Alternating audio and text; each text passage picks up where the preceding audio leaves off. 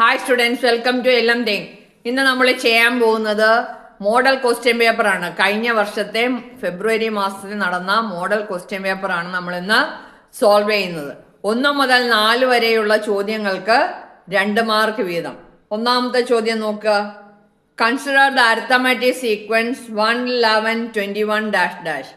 What is the common difference? Find the 10th term. മനസ്സിലായല്ലോ? 1/21 എന്ന ശ്രേണിയെ പരിഗണിക്കുക. ഇതിൻ്റെ പൊതുവ്യത്യാസം എത്ര? ഇതിൻ്റെ 10ാം പദം, ആ ശ്രേണിയുടെ 10ാം പദം എത്ര? നമുക്ക് ഓരോന്ന് ചെയ്ത് നോക്കാം. വളരെ എളുപ്പമുള്ള ക്വസ്റ്റ്യൻ ആണ്, 2 മാർക്കിൻ്റെ ക്വസ്റ്റ്യൻ ആണ്. അതുകൊണ്ട് ഒരുപാട് ചെയ്യാനൊന്നും ഇല്ല. അപ്പം നമുക്ക് ആദ്യം ശ്രേണി എഴുതാം. ശ്രേണി എന്താണ്? 1,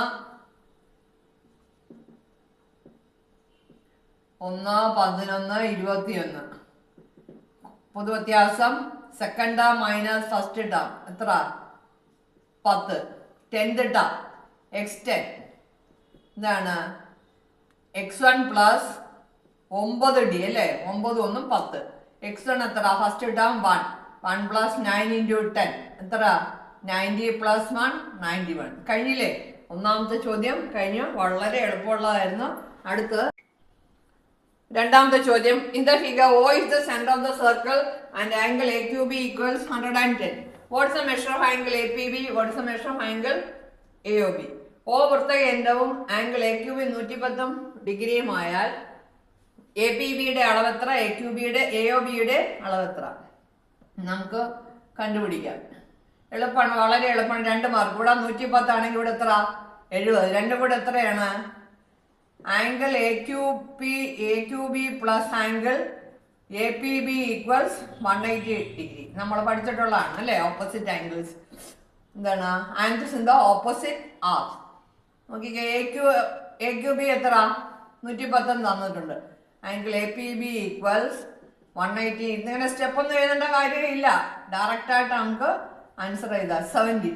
ഇവിടെ 70 എന്ന് കിട്ടി. ഇവിടെ 70 ആണെങ്കിൽ AOB എത്ര? അതിൻ്റെ ഡബിൾ ആയിരിക്കും. രണ്ടാമത്തെ answer angle AOB equals 2 into angle APB equals 2 into 70 equals 140. കഴിഞ്ഞില്ലേ? രണ്ടാമത്തെ കഴിഞ്ഞ്. ഇനി അടുത്തത് മൂന്നാമത്തെ ചോദ്യം. The marks of 8 students in A maths test are given in ascending order as below. 20, 20, 24, 32, x 40, 45, 48. If the median mark is 34, then find x. അപ്പോൾ ഇതിൻ്റെ അകത്ത് ഒരെണ്ണം, നടുവിലുള്ള ഒരെണ്ണം x ആണ്. ഇവിടെ 8 എണ്ണം ഉണ്ടല്ലേ? നമുക്ക് ഇതിൻ്റെ ആൻസറിലേക്ക് പോകാം. അപ്പോൾ ഇത് മലയാളത്തിലാണെങ്കിൽ എന്താണ്? കണക്ക് പരീക്ഷയിൽ 8 കുട്ടികൾക്ക് കിട്ടിയ മാർക്ക് താഴെ കൊടുത്തിരിക്കുന്നു.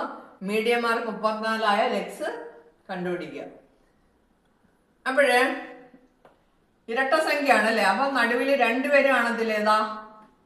3 3 പോയി കഴിഞ്ഞാൽ ഇത് 2 നടുവിലുള്ളതാണ്. അപ്പോൾ അത് 2 കൂടെ കൂട്ടി 2 കൊണ്ട് ഹരിക്കുമ്പോൾ നമുക്ക് എത്ര കിട്ടുന്ന? 34. അങ്ങനെയെങ്കിൽ x എത്ര?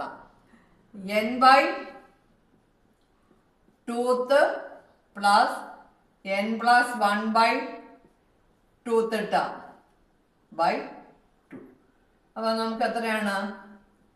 മീഡിയൻ ഈക്വൽസ് 34 എന്ന് തന്നിട്ടുണ്ട്. ഇങ്ങനെ സ്റ്റെപ്പ് ഒന്നും എഴുതേണ്ട ഒരു കാര്യമില്ല. അപ്പോൾ എത്ര? 32 plus x by 2 equals 34. Cross multiply 32 plus x equals എത്ര കിട്ടും? 34 into 2 is 68. Therefore x is equal to 68 minus 32 എത്ര കിട്ടും? 36 എന്ന ആൻസർ കിട്ടും. 2 മാർക്കിന്റെ. നാലാമത്തെ ചോദ്യം. The midpoints of the sides of a square are joined to form another square. If a dot is put inside the large square, find the probability that it is within the shaded portion. ചോദ്യം മനസ്സിലായോ? അതായത് ഒരു സമചതുരത്തിന്റെ വശങ്ങളുടെ മധ്യബിന്ദുക്കൾ യോജിപ്പിച്ച് മറ്റൊരു സമചതുരം ഉണ്ടാക്കുന്നു. വലിയ സമചതുരത്തിനുള്ളിൽ, അതായത് ഈ വലുതിനുള്ളിൽ ഒരു കുത്തിട്ടാൽ അത് കറുപ്പിച്ചിരിക്കുന്ന ഭാഗത്താകാനുള്ള സാധ്യത ആണ് ഇവിടെ ഷെയ്ഡ് ചെയ്തിരിക്കുന്നത്. ഇതിൻ്റെ അകത്ത് 4 വരാനുള്ള സാധ്യത. അപ്പം ഇതെല്ലാം ട്രയാങ്കിൾ അല്ലേ? അപ്പം ഇതിനെ നമുക്ക് ട്രയാങ്കിൾ ആക്കി മാറ്റാം. അപ്പോൾ എത്ര ട്രയാങ്കിൾ ഉണ്ട്? 1 2 3 4, ഇതിൻ്റെ അകത്ത് 4 4 4 8 അപ്പം probability that dot falls in the shaded region. Shade ചെയ്ത ഭാഗത്ത് ഡോട്ട് വീഴാനുള്ള സാധ്യത. അപ്പം ടോട്ടൽ നമ്പർ എത്ര ട്രയാങ്കിൾ ഉണ്ട്? 8 ഉണ്ട് അല്ലേ? അതിൽ 4 ഷെയ്ഡഡാ. ഇതാണ് answer. 4/8 is 1/2 is the answer. മനസ്സിലായല്ലോ?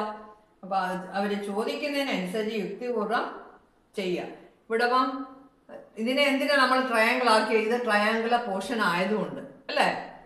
ഓക്കെ, ഇനി അടുത്ത ചോദ്യത്തിലേക്ക് പോകാം. 4 ചോദ്യം ചെയ്ത് കഴിഞ്ഞു. അപ്പം ഫസ്റ്റ് പാർട്ട് കഴിഞ്ഞു. അപ്പം ഞാൻ അടുത്ത ക്വസ്റ്റ്യൻസ് അടുത്ത ക്ലാസ്സിൽ. Okay, by.